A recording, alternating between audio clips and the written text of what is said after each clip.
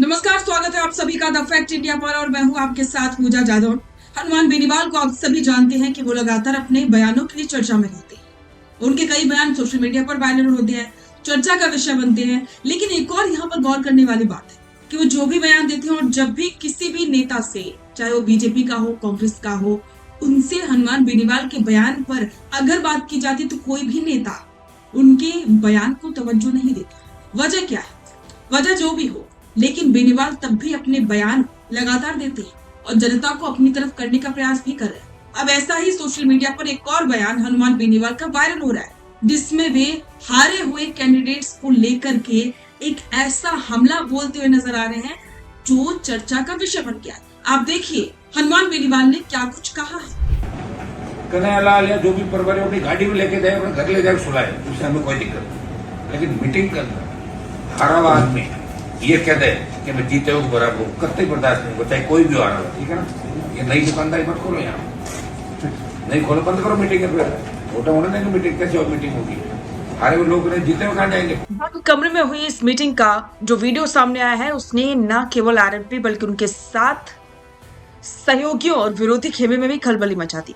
बेनीवाल ने दो टूक लहजे में चेतावनी दी है कि यदि आत्मनिरीक्षण की जगह अहंकार दिखाया गया तो वे ऐसी बैठकें ही बंद कर देंगे। एक महत्वपूर्ण बैठक की समीक्षा के भीतर जब चुनावी नतीजों और आगे की रणनीति पर चर्चा चल रही थी, तभी किसी नेता के दावों पर हनुमान बेनीवाल का गुस्सा फूट पड़ा। उन्होंने बेहद सख्त लहजे में कहा, मीटिंग के अंदर हारा हुआ आदमी ये कह दे कि मैं जीते हुए के बराबर हूं, ये कतई बर्दाश्त नहीं होगा, चाहे कोई भी हो। ये नई दुकानदारी मत खोलो। इस बयान के बाद अब सोशल मीडिया पर कई तरह की बातें चल रही हैं। बैठक में सन्नाटा भी पसर गया था। बेनीवाल का इशारा साफ था कि जो नेता चुनाव हार चुके हैं, वे धरातल की हकीकत को स्वीकार करने के बजाय बड़ी बड़ी बातें करना बंद करें। राजस्थान की राजनीति की जानकारी इस बयान के कई सियासी मायने निकाल रही हैं। बेनीवाल के इस गुस्से के पीछे कई परतें हैं। चुनावों के नतीजे के बाद अक्सर पराजित प्रत्याशी अपनी कमियों को ढूंढने के बजाय ये साबित करने में जुट जाते हैं कि उनकी हार भी जीत जैसी ही थी या वे बहुत कम अंतर से हारे। बेनीवाल को नेताओं का ये रवैया कतई रास नहीं आया। बेनीवाल अपनी पार्टी और गठबंधन में एक मिलिट्री जैसे अनुशासन के लिए जाने जाते हैं। उनका मानना है कि अगर हारा हुआ प्रत्याशी भी खुद को विजेता के बराबर मानकर नेतृत्व को ज्ञान देने लगेगा तो कार्यकर्ताओं में गलत संदेश जाएगा। बेनीवाल ने जिस दुकानदारी शब्द का इस्तेमाल किया वो उन नेताओं के लिए है जो चुनाव हारने के बाद भी अपनी राजनीतिक प्रासंगिकता बनाए रखने के लिए बंद कमरों में लॉबिंग करते हैं और दबाव की राजनीति करते हैं।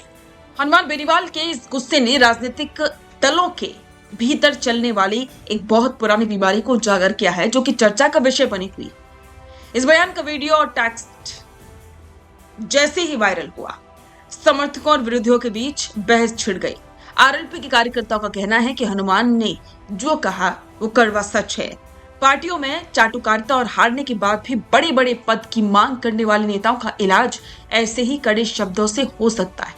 बेनीवाल जमीन से जुड़े नेता हैं, वे हवाई दावों पर यकीन नहीं करते। विपक्षी दलों के नेताओं का ये कहना है कि बयान साफ करता है कि चुनावों के बाद गठबंधन या आरएलपी के भीतर सब कुछ ठीक नहीं चल रहा है। हार के बाद नेताओं का एक दूसरे पर दोषारोपण अब सरेआम होने लगा है और बेनीवाल अपनी ही पार्टी या सहयोगियों के भीतर उठने वाले असंतोष को दबाने की कोशिश कर रही हैं। हनुमान बेनीवाल का यह बयान केवल उनकी पार्टी तक सीमित नहीं है, बल्कि आज के दौर की पूरी लोकतांत्रिक व्यवस्था पर एक करारा कटाक्ष है। आज जब नेता हार की जिम्मेदारी लेने के बजाय ईवीएम, मौसम या सहयोगियों पर दोष मढ़कर अपनी कमियों को छुपाने की दुकानदारी चलाते हैं, तब बेनीवाल का ये रवैया एक नई नजीर पेश करता है। बेनीवाल ने साफ कर दिया है कि उनके यहाँ केवल परफॉर्मेंस की कदर होगी, बयानों या खोखले दावों की नहीं। आप सभी जानते हैं कि हनुमान बेनीवाल का फोकस आने वाले विधानसभा चुनाव है। 2028 की राजस्थान विधानसभा चुनावों के लिए हनुमान बेनीवाल अभी से तैयारी कर रहे हैं।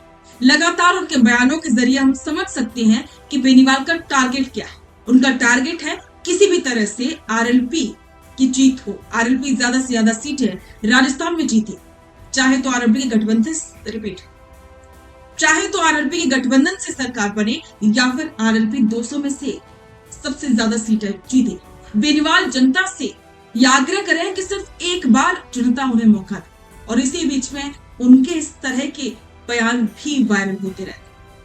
तो इन पर आपके विचार कमेंट बॉक्स में साझा करें और बने रहें द फैक्ट इंडिया के साथ। बिजनेस अच्छा हो सकता है, लेकिन अगर नाम नहीं दिखा तो पहचान कैसे बनेगी?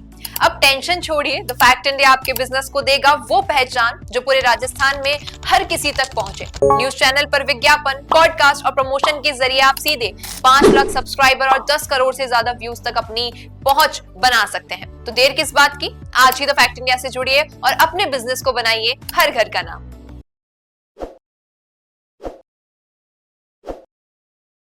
ताज़ा खबरों के लिए विजिट करें द फैक्ट इंडिया की वेबसाइट और डाउनलोड करें द फैक्ट इंडिया ऐप।